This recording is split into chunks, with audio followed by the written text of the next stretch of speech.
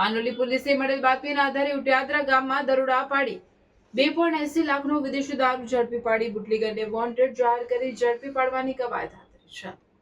ભરૂચ જિલ્લામાં પ્રોહિબિશનની અસામાજિક પ્રવૃત્તિઓ ડામવા માટેના પોલીસ વિભાગના અભિયાનના ભાગરૂપે ભરૂચ જિલ્લા ઇન્ચાર્જ પોલીસ અધિક્ષક અજય કુમાર મીણા અને અંકલેશ્વર વિભાગના નાયબ પોલીસ અધિક્ષક કુશલ ઓઝાના માર્ગદર્શન હેઠળ ગેરકાયદેસર પ્રવૃત્તિઓ પર રોક લગાવવા સૂચનાઓ આપવામાં આવી હતી. આ સૂચનાના અમલીકરણ દરમિયાન પાનોલી પોલીસ ઇન્સ્પેક્ટર SM દેસાઈને ખાનગી બાતમીદારથી ચોક્કસ માહિતી મળી હતી કે અગાઉ દારૂના ગુનામાં પકડાયેલ આરોપી જિગ્નેશ ઉર્ફે જીગો કૌશિકભાઈ પટેલ ઉટિયાદરા ગામમાં આવેલ શિલાલેખ સોસાયટીના મકાન નંબર 6 માં ભારતીય બનાવટનો વિદેશી દારૂ સંતાડીને તેનું વેચાણ કરી રહ્યો છે.